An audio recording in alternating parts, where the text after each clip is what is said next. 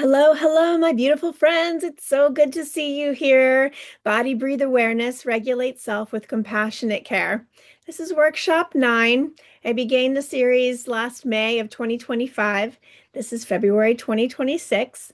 I would encourage you to begin with workshop 1. However, stay with me and I imagine that you'll walk away with something.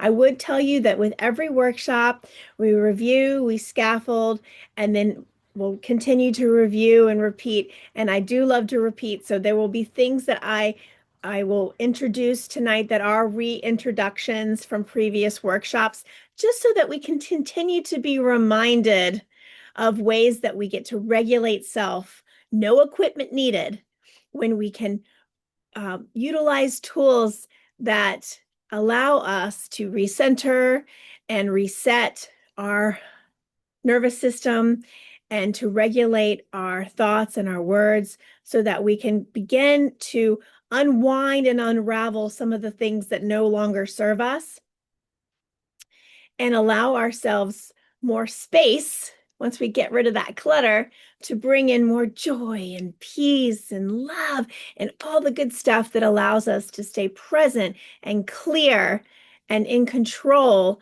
of our recognizance in all situations. This is part 2 of a 5-part series I introduced last month in January. Last month was step 1 of heart-centered steps. It was have the feeling. So if you're just joining me for the first time, I encourage you to go back to January as well and review where we began. This month, I am going to introduce step 2, which is exercise curiosity.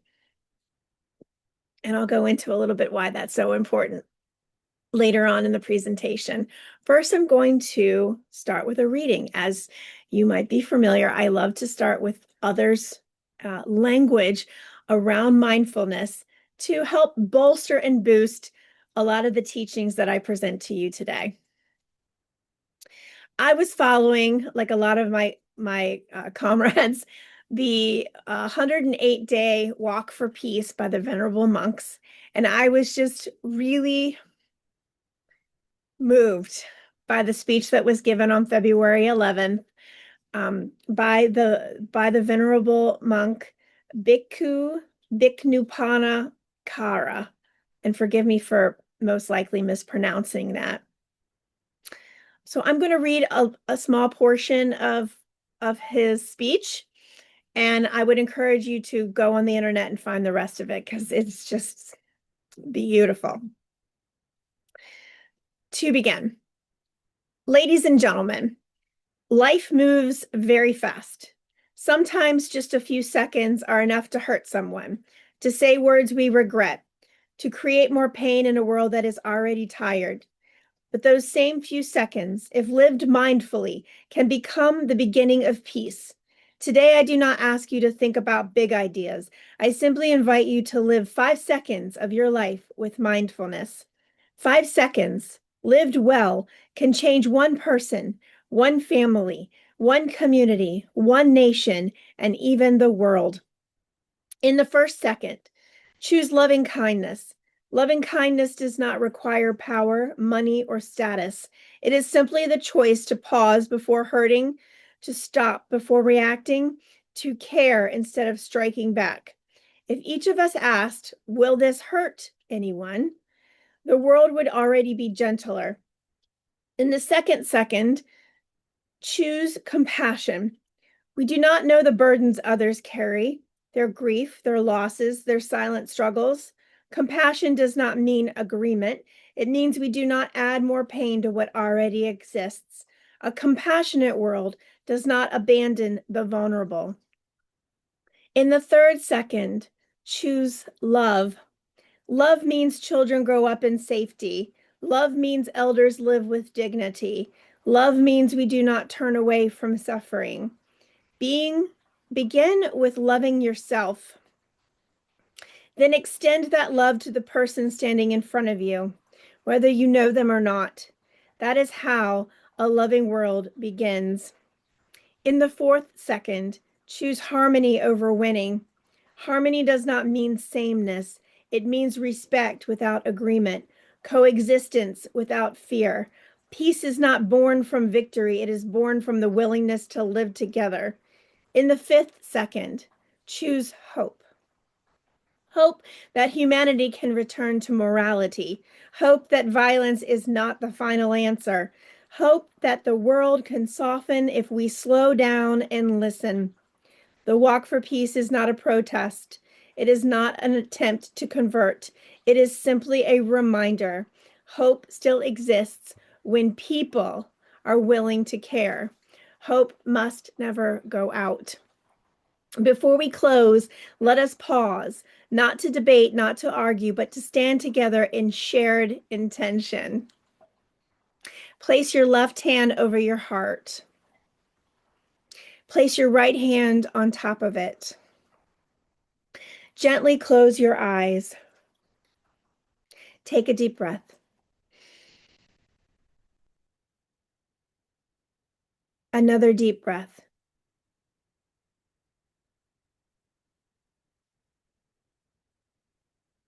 And one more.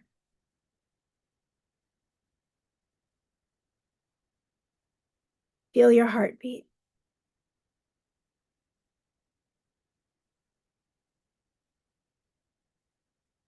With each heartbeat, think of your loved ones, your family, your friends, your coworkers, your neighbors, and finally, all beings everywhere. One more breath.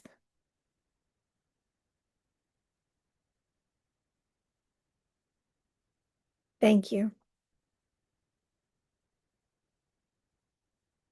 You can find the rest of the transcript online.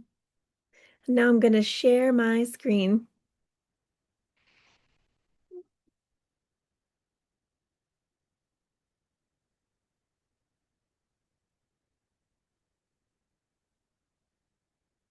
Okay.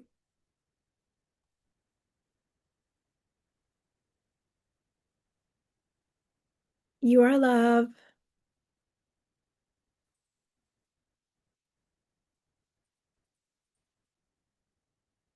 You're the best.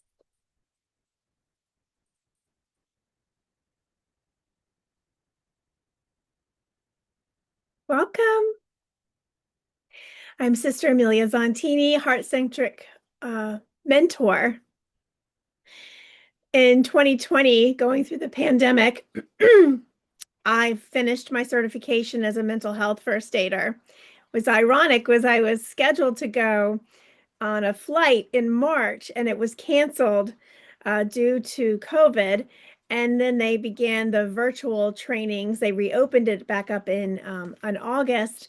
And not only was I certified as a mental health first aider, but then I also went through my certification as a training teaching artist. And it was amazing to know that without my knowledge, I was being set up to put myself in a position to not only walk through fire, didn't know my life was about to self-combust, and towers were burning and all kinds of change was happening. I was armored up. I was not only armored up for myself, but the medicine that I needed to learn how to regulate myself became the medicine that I used to co-create body breathe awareness with my higher self. And then I used that co-creation of the program to apply for a training 4-year training program with young audiences that allowed me to use my theatrical background to work with children, social emotional learning, trauma informed care, and healing centered engagement. We really never understand why we are stretching, maybe even why things in our lives are completely breaking apart.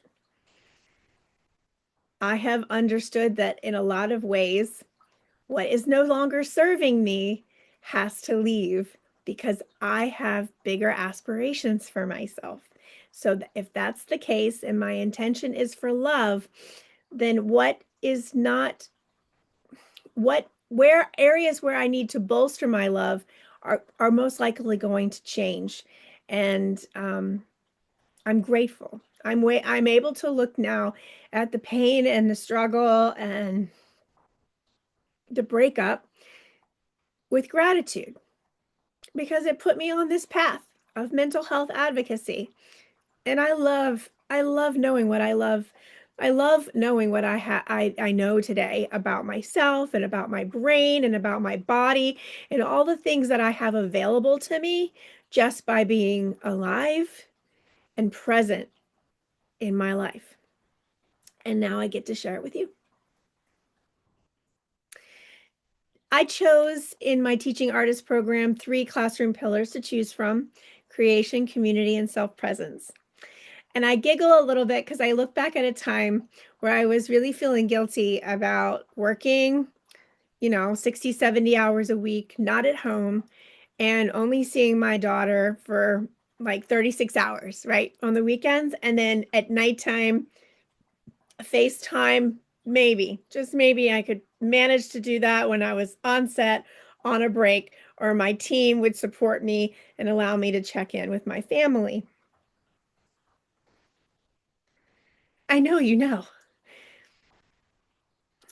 And I was having a conversation with our beloved script supervisor, Rachel Atkinson, and she shared with me a story about when her child was young.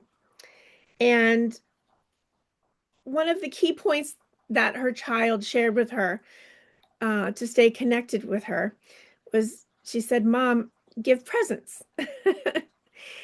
And so we giggled over the idea that presents could be gifts, like give gifts, or presents might be just give of yourself, be present, be present. And I choose to see presence as like, okay, I showed up. I showed up today. That's pretty awesome. I gave myself permission to push through, power through, um, bounce back from, and still be here. So if you're on this call or you're watching the replay, that means your heart is beating, your body is breathing, and there is a reason why you are here. And the fact that all these things are happening means that you don't have to do anything more but be exactly who you are as the human. And the more you can love yourself means that the more you can stand in love, and the power of love is a very high vibration, and it can shift just about anything in our lives. So, with that said, what number are you today? What are you feeling like? Are you a little pug snuggled up in the comforters? Do you feel like you're climbing Mount Everest? Are you in a moment of reflection? Are you going down this big long path? You're not really sure where it's taking you, or where it's gonna where you're gonna be at the end of it. Are you in the rough tumbles, celebrating? It's okay to identify more than one of these. I think it's important, the aspect of using this time to just be aware of where you're at, and that's okay. So again, to review, the structure of this practice is like it's like an arc. So we always want to, well, not always, but this is how I work this. I warm my body up. When you're going into the gym and you're looking to have a really great workout, we're going to warm our bodies up first to get to the activating results, right? The activating material. So we want to warm our bodies up with the grounding aspect. That can be through breath, that can be through simply walking and feeling your feet on the ground. That can be utilizing the 5, 4, 3, 2, 1, drawing on your physical senses. 5 things you can see, 4 things you can hear, 3 things you can touch, 2 things you can smell, 1 thing you can taste. Bringing those techniques and tools to ground ourselves allows our body to get out of our head and into our body and it brings about a stronger presence. The tools that we use to do these things, like the 5, 4, 3, 2, 1, the breathing, the grounding, all of those activities will help bridge us. That leads to the activating material. I feel calmer. I feel more at peace. I feel stronger. I have more energy. These tools give us, most likely, when we are utilizing them with awareness and consciousness, are going to bring us into a new state, shift us into where we want to go. However, first, we must activate our awareness. And that's important to remember that through the active connection, that's when we can become active participants in our own lives. I introduced this last month the idea that what we share here is confidential. However, on the recording, we're not necessarily sharing. We have an opportunity after the recording to share live with the group, and it's a confidential, not recorded session. So if you're watching the replay and you're interested in joining me live, join me live on the night. And then what happens is I do the recorded part of the workshop, and then I stop the recording, and we can have a back and forth. You can have a Q&A with me. We can discuss what's coming up for you. It's all there, and it's confidential. And then we all have a right to pass or participate. So when we're on this call live and we're joining together afterwards, you don't have to share, but if you do, it's the space is available for you. Respecting ourselves and each other, we can agree to disagree, right? Active listening. This was a big shift for me, to listen without anticipating what my answer is going to be, but to listen to someone else's complete thought, complete question. I am trying to understand where they're coming from. We can share at our own level, meaning if I don't know something, that's okay, because there's going to be a lot of things that I don't know or that I haven't experienced. And that's just important enough to understand that where we are coming from is just where we are. It's where we're at. Oops and ouch. Yes. We can say, ooh, oof, oops. Did you mean to say that? Or ouch, what you said. Hit hard. Sharing the airspace. I want to actually go into this a little bit more. Sharing the airspace is an acronym for why am I talking? Why Am I Talking is a mindfulness tool used to encourage active listening and to curb the tendency to dominate conversations. We can use this acronym in our everyday lives. Before we go to react to something, we might even pause and exercise our curiosity and ask ourselves, why am I talking? Why am I going to talk? Why am I going to open my mouth and insert thoughts, words into this conversation? What will I get out of this? Why am I talking? What am I trying to do with my words? For me, this is very important, especially in moments as a parent when I can feel in my body the frustration or the anxiety rising up in response to a situation. And if I can have the wherewithal to ask myself, wait, what will I, what is it that I'm trying to say? Why am I going to talk here? I can allow myself through mindfulness tools to say, all right, what would be my ideal situation to be the outcome? To teach my child the best way to handle the stress and anxiety? Most likely, yes. Will I get the same result if I react with a charge? Most likely, no. Most likely, if I respond to a big giant mess that has appeared before my feet with anger and frustration, I am simply activating in my child a trauma response, which shuts down their body and hinders our connection. Now, is this easy? Absolutely not. Can it be done? Absolutely. Through breath, through pausing, and just for practice, because we're not going to get it the first time, maybe not even the 10th time, or maybe we consecutively get it and then we hit a day where we haven't had good sleep, we need to drink something, we need to eat, and we, revert back to a past pattern that just helps us express. Love means that we get to do that, and then we can work on the repair aspect of that.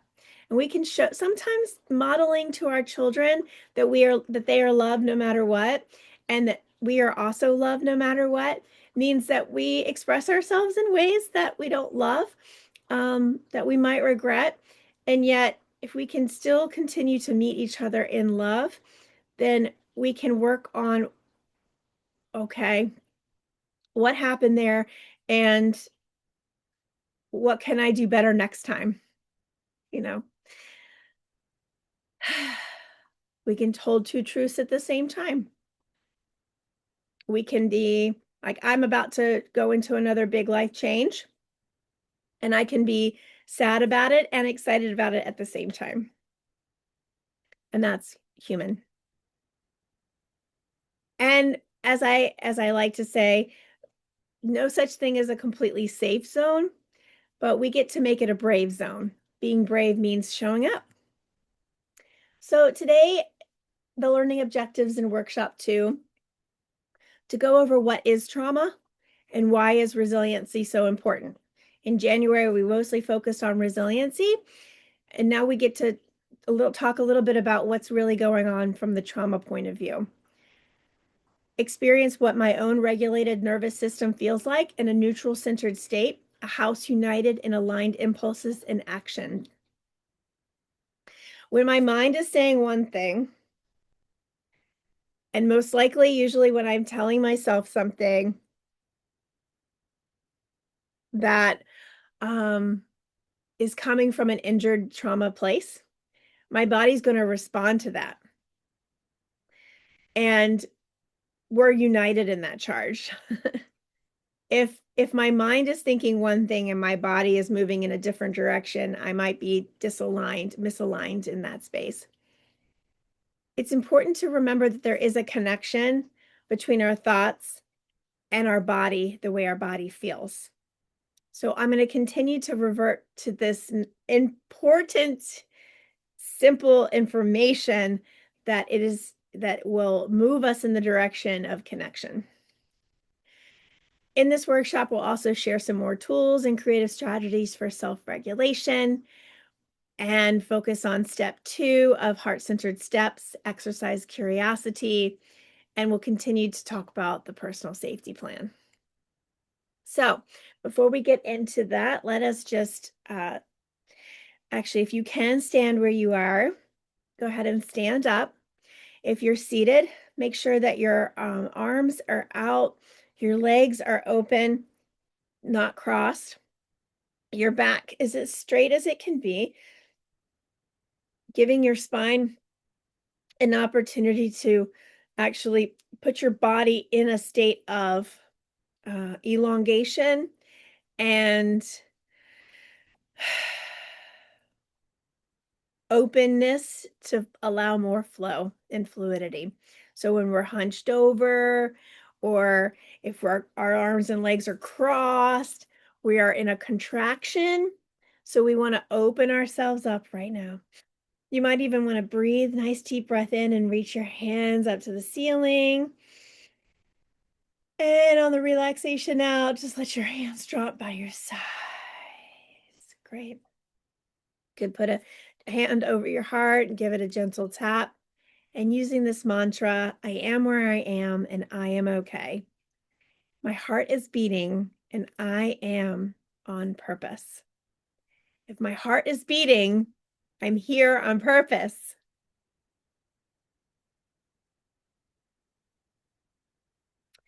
So let's get grounded. In January, if I introduced the 4-7-8 breath with intention, you may go to this link on YouTube and find it. Find Dr. Wow doing this video. We're going to do this together. So the idea is that when you can breathe with intention, it will calm your whole nervous system.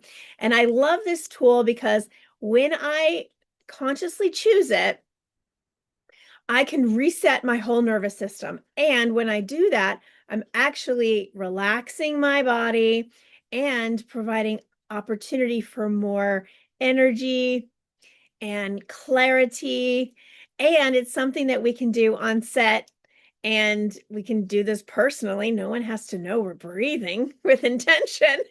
Um, it allows us to shift so that we can get unstuck in something that might be causing us frustration or um, anxiety, or for whatever reason you want to breathe with intention. Here it is. So we're going to inhale for 4 and hold for 7. So when I say hold, you'll breathe in for 4, and then you hold that breath for 7 seconds. And then when you breathe out through your mouth, like you're blowing out some candles for 8. So we're going to begin. We'll do 4 rounds of this. Dr. Wild recommends that you do no more than 4 rounds at a time, but you can do it up to 3 times throughout the day. And the more you do it, it the more it sort of like works as an overall reset for your body. All right, so inhale, hold, 7, 6, 5, 4, 3, 2, 1, and exhale.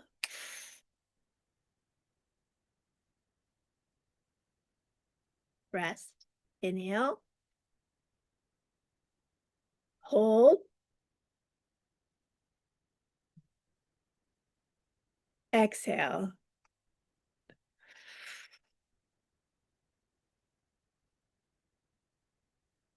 Inhale, hold, exhale.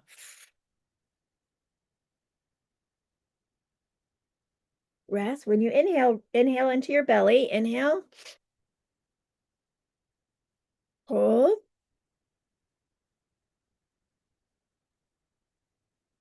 exhale.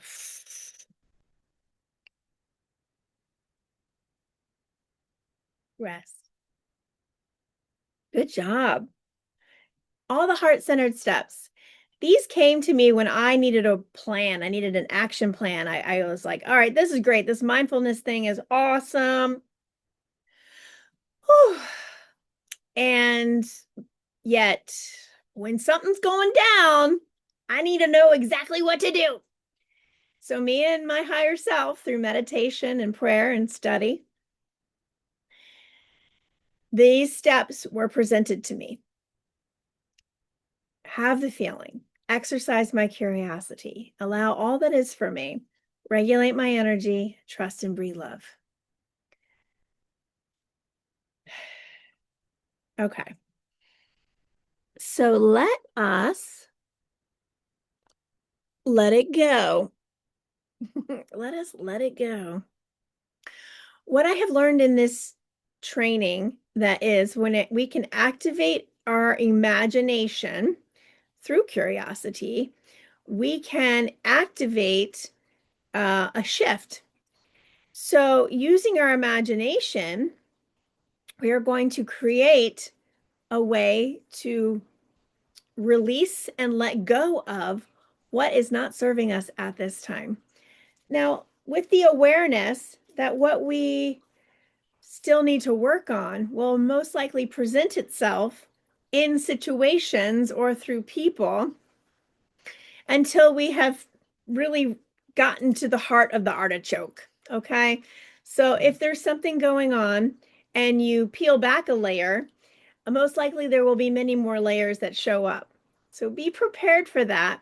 We're never, well, I wouldn't say never, but most likely an incident that we can heal from will present all other incidents and situations that have some commonality with what we've healed, and will present themselves because now they're like, oh, well, you cleared space through that trauma, through your work, and everything else that has been kind of brushed under the rug will show up for us to now heal. But remember, as we talked about in the very first workshop, emotions are merely signals to us that we're out of our neutrality. We're out of our thinking mind. We're out of the frontal uh, cortex.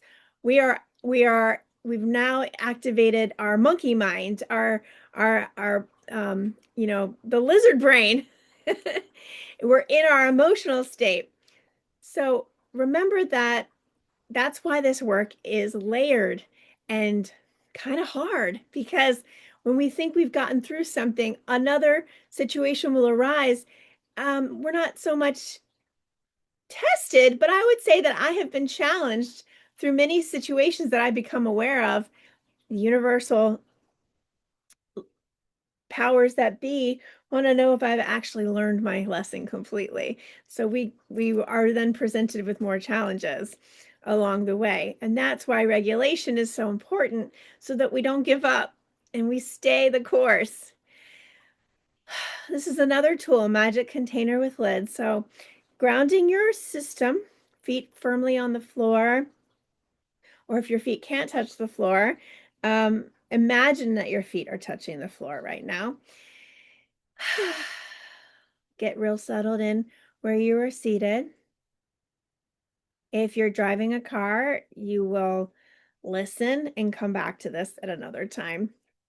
Go ahead and close your eyes and imagine there's a container. So first you can imagine your actual body, imagine like projecting, like you are the projector, or you can envision yourself like a hologram in front of you, and about 5 feet in front of you. You can, from your active like body space, you can use your projector, your imagination to see your hologram in front of you. So either option works.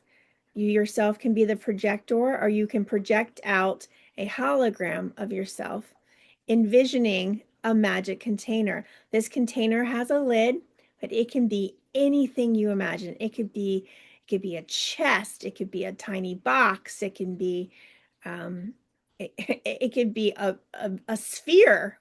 It just needs to be able to open and close. So go ahead and do that using your imagination. Now, inside this container, we are going to place anything that's on our minds that's sort of getting in the way of us learning something new or experimenting what we might already know, and causing us to step out of our calm, centered self.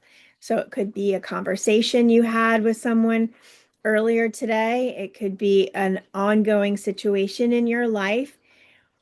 Place it in there. It could be one word. It could be something you saw on TV. It could be the State of the Union. It could be, global warming. It could be something as global and wide that's just causing you to be out of your gentleness and loving kindness. Anything that is creating contrast and chaos within us.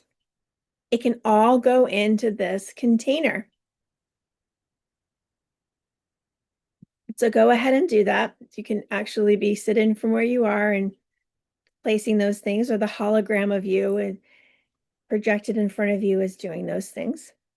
Placing those, anything that just is not serving to your calm and your peace at this time can go in this container. The purpose of this is really just to clean out some clutter so that you and I can continue to be in this space of curiosity. Go ahead and place the lid on the container and imagining the nearest exit, doorway, pathway, window, and walk to that space, holding your container, using your imagination, and leaving it outside the door, outside the room, outside the space. It will be there for you when the session is over, or you can give it up to the higher power that breathes, yeah, can say, you know what? All of this in this container triggers me, and I want to be in my joy. I want to be in my peace. And I call on you, source, higher intelligence. I use God. Others can say love. All that to say, we are meant to live in this joy, this loving kindness. So anything that is past our understanding can be released. And believe me, if it needs to come back for our own good because we need to learn a lesson from that, it will find its way. Other than that, we can release it. We can let it go. Let it go. I know some of you want me to sing that song right now, but the Disney song from Frozen, let it go, let it go, let it go.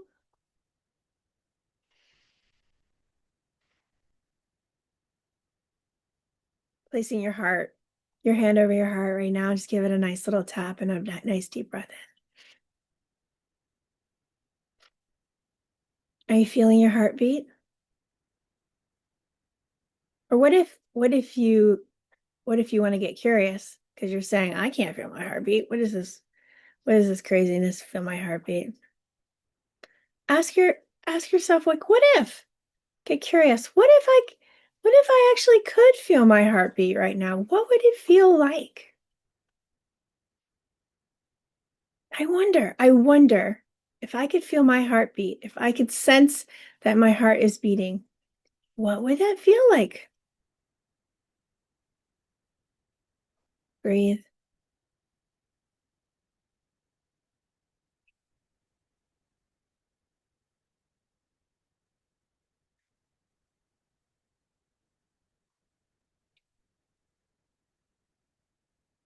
Really good.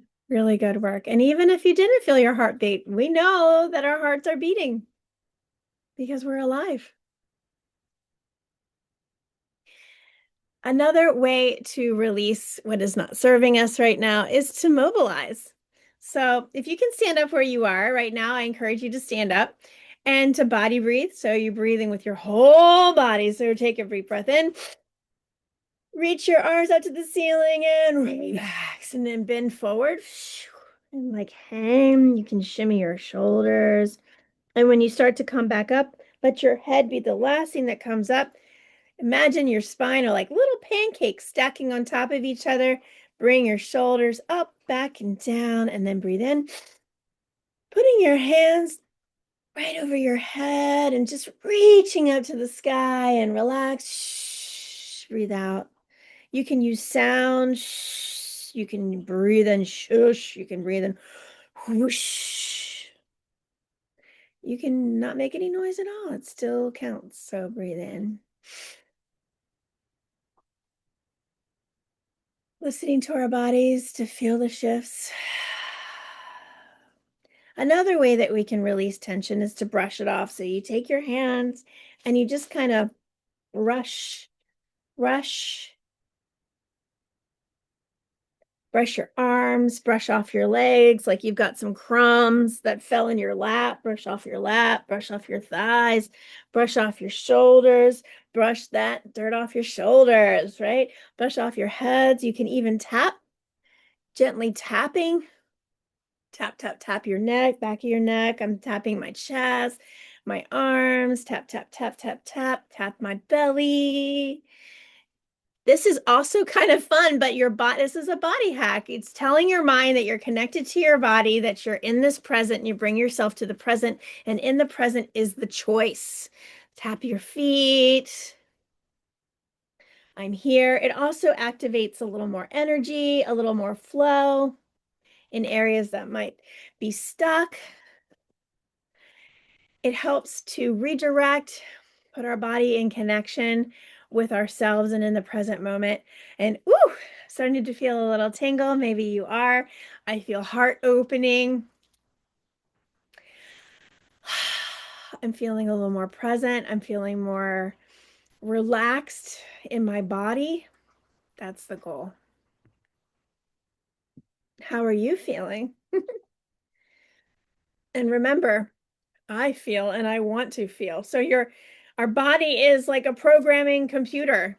So you can acknowledge, like, I feel angry and I want to feel calm. I want to feel happy. That intermedium between I feel and I want to feel, you can say, what would make me feel more happy right now? What is it that I can do for myself that puts me in a position where I feel more calm, more at peace? Sometimes that is diving into our personal safety plan. Sometimes it's recognizing like, oh, I feel like overwhelmed and I want to feel it more at peace. What can I do to help myself feel more at peace? And I'm feeling overwhelmed. Maybe I just need to leave the space that I'm in. Maybe I want to go take a walk in nature. I wonder if I went outside and got a little fresh air, would I start to feel more at peace? These are the conversations we get to have with our minds that connect us with our bodies and shift us in the direction we want to go. Exercising curiosity. So, again, reiterating the importance of resilience. It's about recovery. It's about the ability to rest and regroup. Um, it's about going through the uncomfortability of moments where we're not our best selves, and then realizing what can I shift? What thoughts, what words, what actions may I have in control of myself to recognize um, what I can be doing to help myself and help those around me. And remembering compassion, understanding for myself.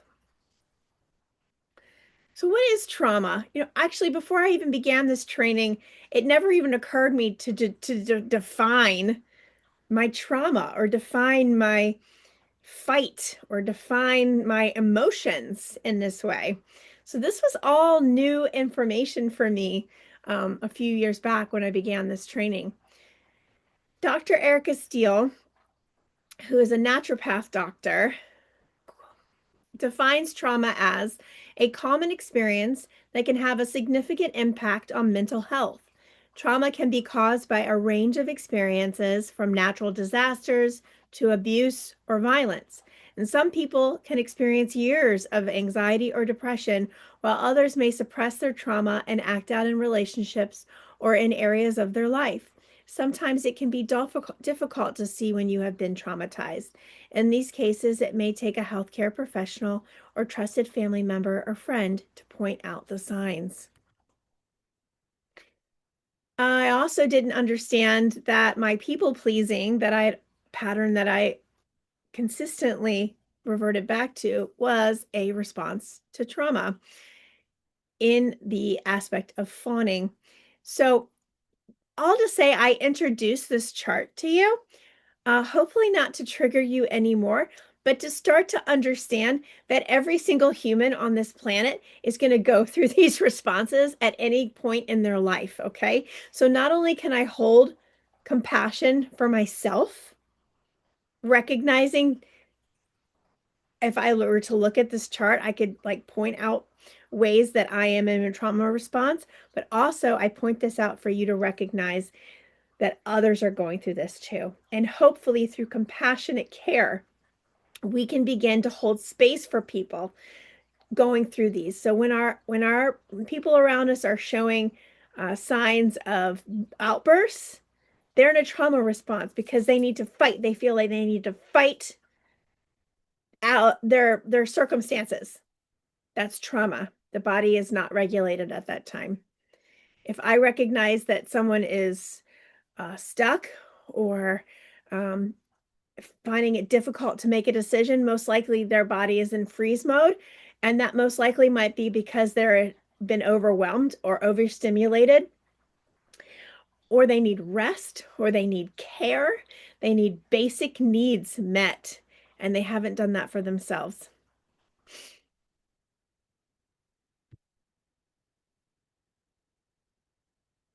And remember that the average person has about 12 to 60,000 thoughts per day.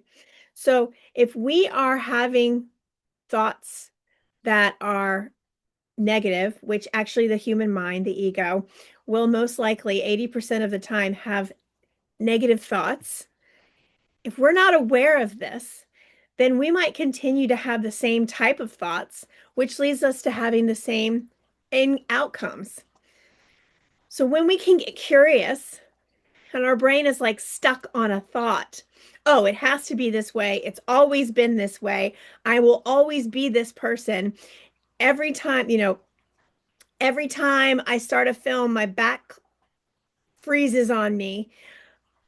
Whatever that was something I heard myself saying, and literally the last three projects I had worked on, my back would get tight in this one area, and I realized that I was actually inputting that programming into my body.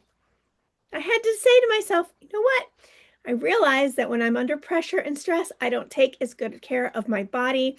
I'm going to start seeing a masseuse, or I'm going to double up on my salt baths in preparation for a big project. And I'm going to redirect my thoughts. And that is getting curious. What am I saying?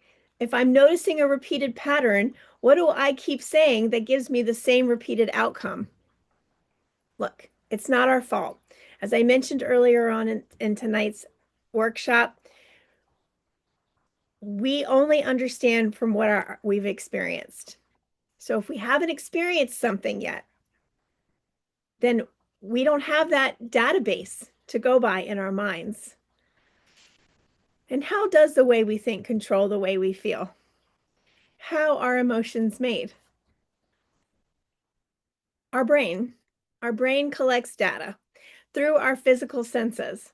So what we hear, what we smell, what we see, what we touch, what we taste, it's all from our experiences. It's all being absorbed by our brain.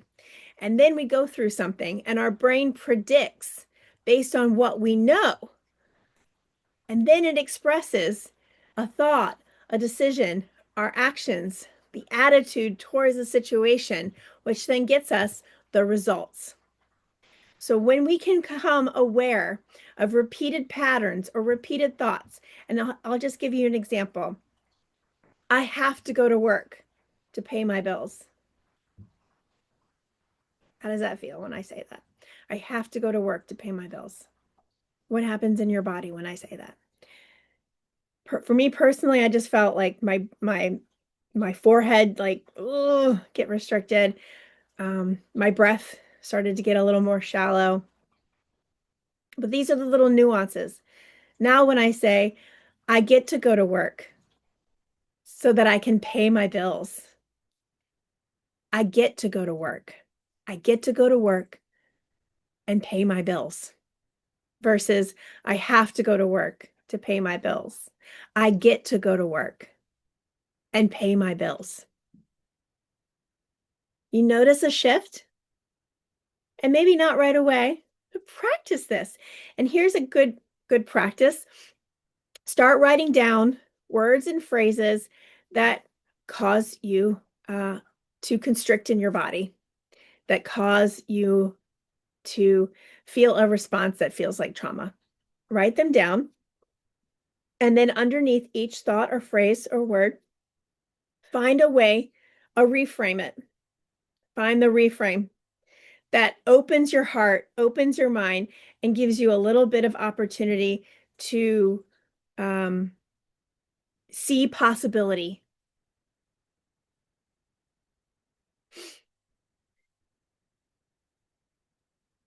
Where we believe, the values, the thinking, the emotions, this all leads to our behaviors and the results. And a lot of times, we as humans only see the behaviors. We don't see under the surface. This is the iceberg effect. We don't see why a child is fighting in class or why our coworker is constantly sarcastic at work. We don't understand everything that's going on under the surface. But when we meet that with compassion and we know how this works and we have a better understanding, it's very possible that we can hold space for others to through compassionate care to be human and realize we're all imperfectly made. We're all imperfect. We're perfectly made to be imperfect. I think that's where I'm going with that. We're perfectly made and when I shifted that, where I became more in love with my imperfection, I am going to fall short of others' expectations. I am going to fall short of my own expectations. That's why I'm here on this planet at this time in human form, to evolve and grow and expand, and just like when bodybuilders build their muscles, they're going to tear them to rebuild them. And that's what we can come back to. When we are rebuilding patterns and behaviors, we're going to have to burn things down. We're going to have to tear things up. And hopefully we have people around us who are supportive of that. And that I'm coming to maybe probably the main reasons why I began this is to continue to evolve so that my community can share in this evolution and we can become stronger through this knowledge. When we exercise curiosity, we can ask questions like, what am I feeling right now? Why am I about to, wait, why am I talking right now? What are the words I'm going to use? Where am I feeling it? What am I feeling right now? Have the feeling. Where am I feeling it? Through the physical senses. Am I feeling it tightness in my head? Am I feeling tightness in my back? Am I feeling, like butterflies in my stomach? Am I feeling shallow breathing heart palpitations? What am I feeling right now? Where am I feeling? And what does it feel like? I feel uneasy. I feel unsteady. I feel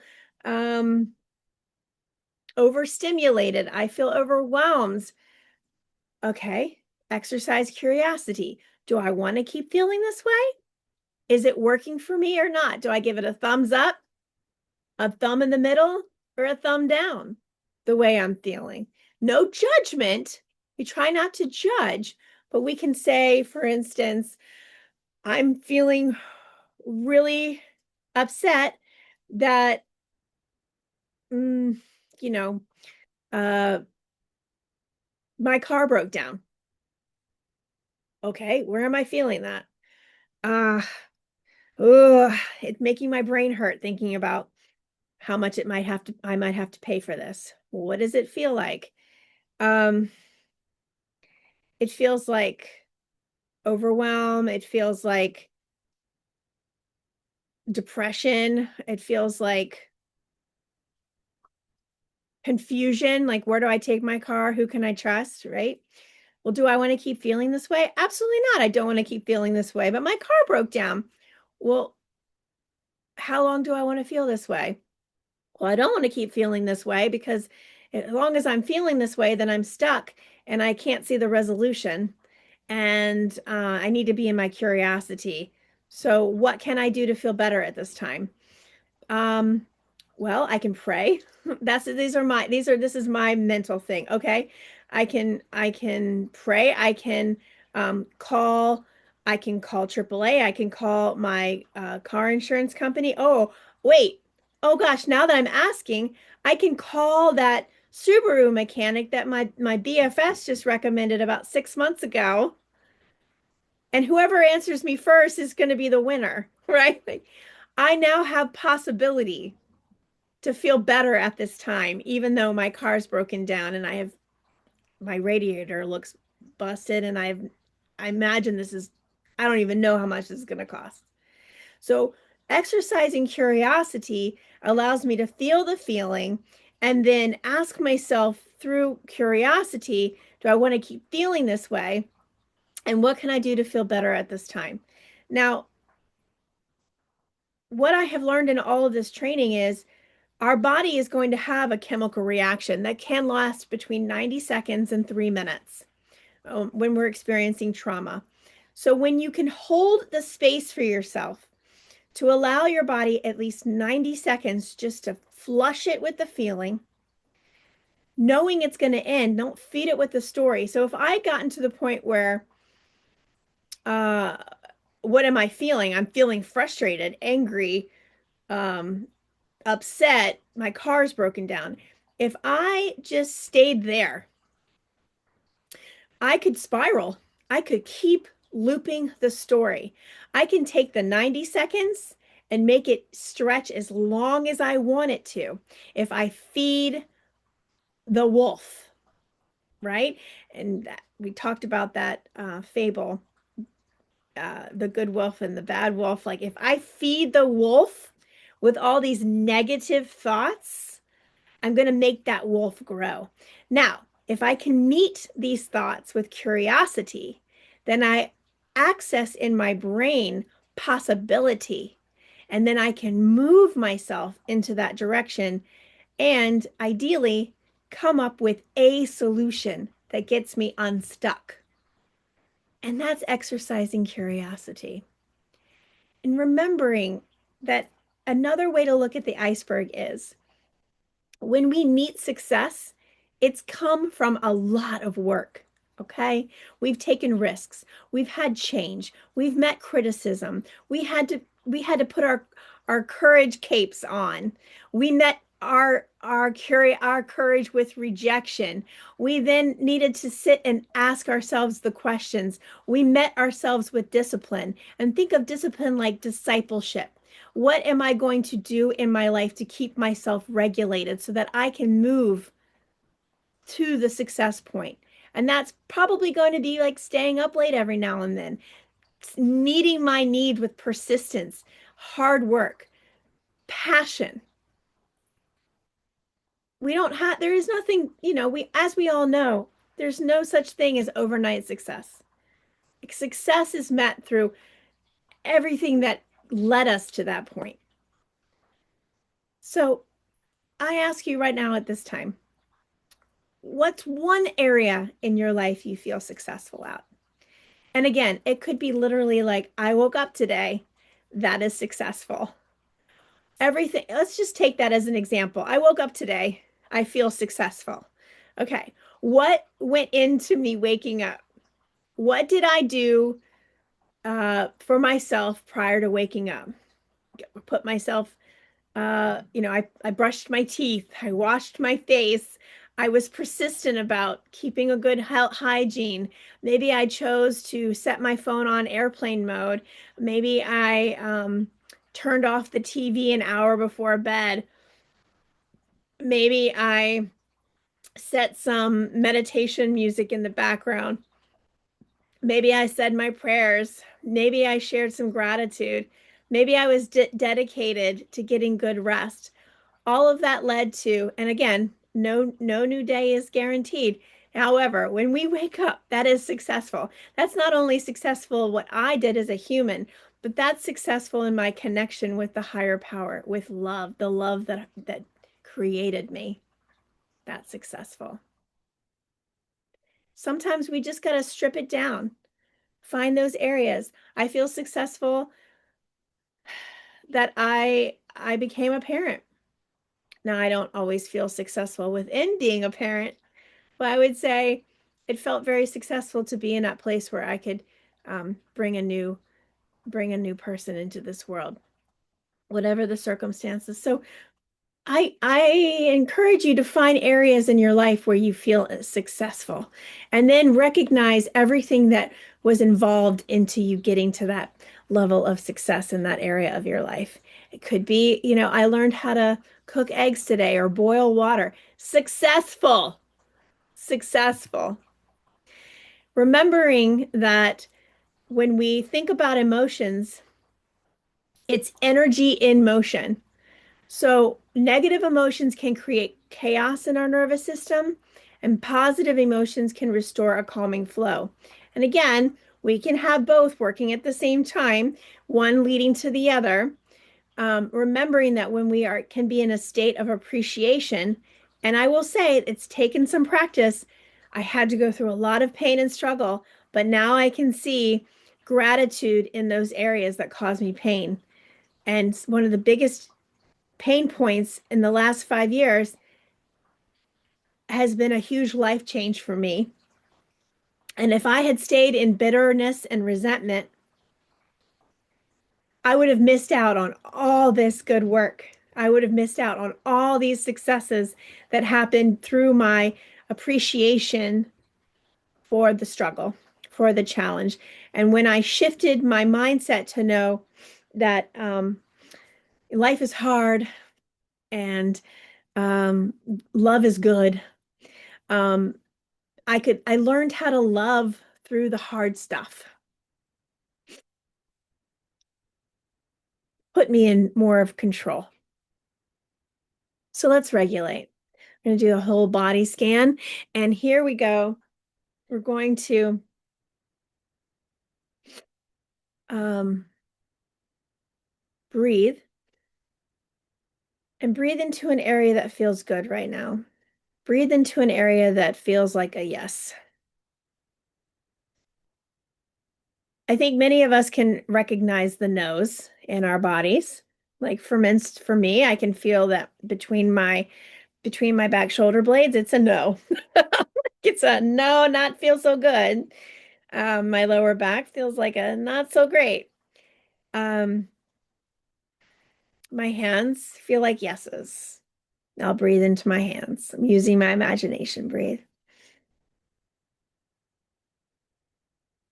Maybe on your body, your yes is your heart space or your chest or your throat. Breathe into your throat.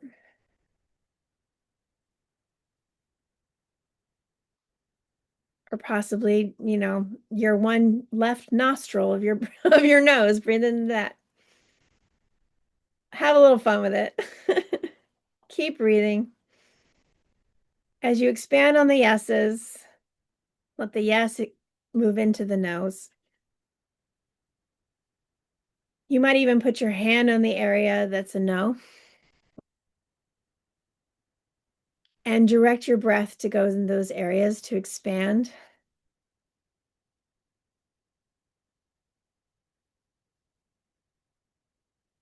Keeping yourself grounded and possibly close your eyes.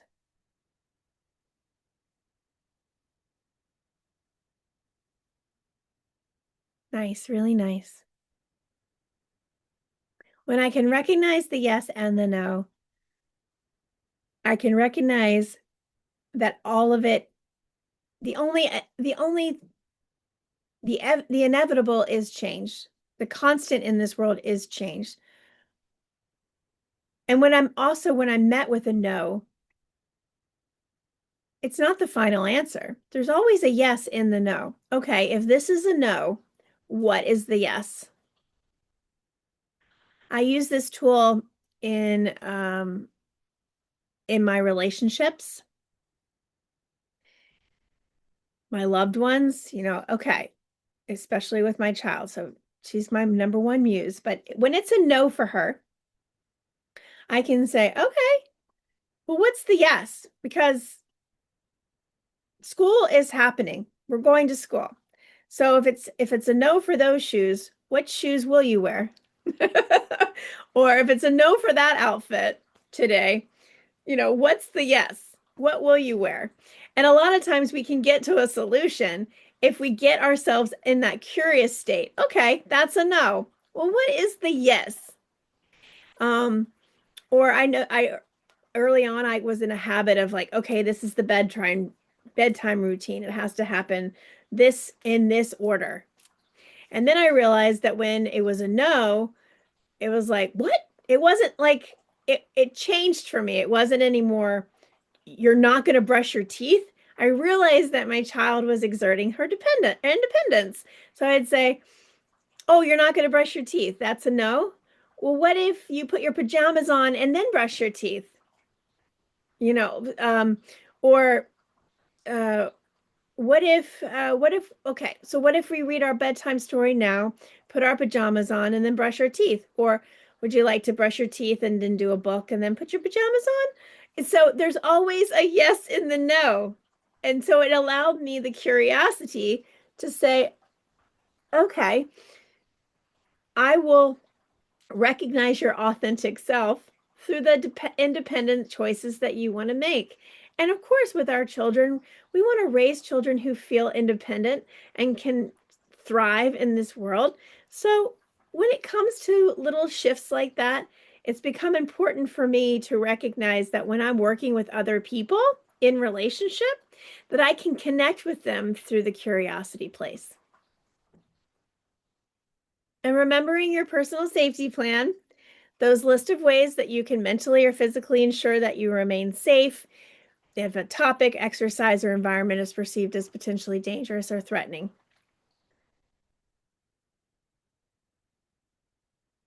I can't speak on what it would feel like if I felt like all of my freedoms were stripped of me in a moment, and including my child or my family being ripped apart.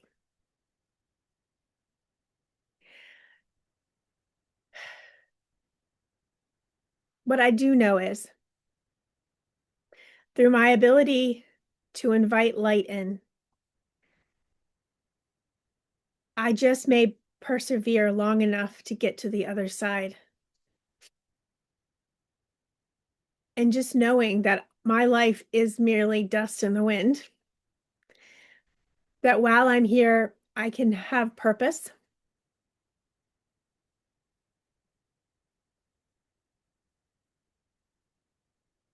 I would love to have these tools. I would love to continue to share these tools with people. But it is through free will of choice. We all have it. And it's important to remember that I'm not here to change anyone. I'm not here to fix anyone. I'm learning to observe others in their natural state. And all I can do is continue to model self-love and care. And my goal is to be a better version of myself so that I can love myself and love others like I love myself. I realized early on in this work that I actually never learned how to take care of myself in such a way that I loved myself through everything. And it's a selfless choice to take care of myself. But much like when we're on an airplane, you put your own oxygen mask on first. Love is like my oxygen mask. So if I'm not showing love to others, it must very well mean that I'm not doing a good job of loving myself. And if that means that I pause and I ask myself, what is it that I need to do in order to feel differently? Or do I want to keep feeling this way? And if I don't, then what can I do? These tools are going to be extremely helpful to me, and I draw on them every single day. So we're towards the end of our workshop. I like to introduce the heart work this week. Sign a peace treaty with yourself. What do I mean by that? Well, it's very difficult to do anything or produce anything when you're not at peace. When I mentioned when we're in our monkey mind, when we're having our emotional state, when we're in a trauma response. And usually it's an external experience that is bringing us into this internalization of an emotion.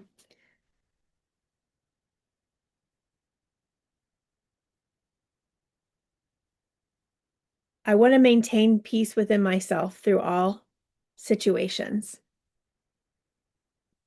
So the peace treaty could literally be I, state your name, I, Amelia Zontini, sign a peace treaty with myself today with the intention to live my life from a place of wellness, of health, and being an overall goal of happiness, joy, showing loving kindness to myself, and allowing my loving kindness self to continue to hope for all humanity, and to draw back on the words of the venerable monk. I sign a peace treaty with myself to choose compassion, to choose loving kindness, to choose love, to choose harmony, to choose hope. Quote, if we desire our faith to be strengthened, we should not shrink from opportunities where our faith may be tried, and therefore through trial be strengthened. I believe in you. I love you. You are divine. Remember, our colleagues at Behind the Scenes are there. If you are in need or you know someone who would benefit, send them to these sites, show them these resources.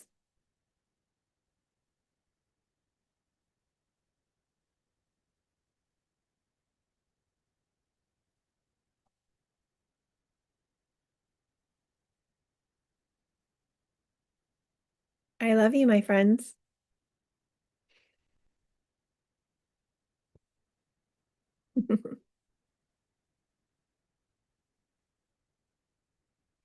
Be kind to yourself. See you on the flip side.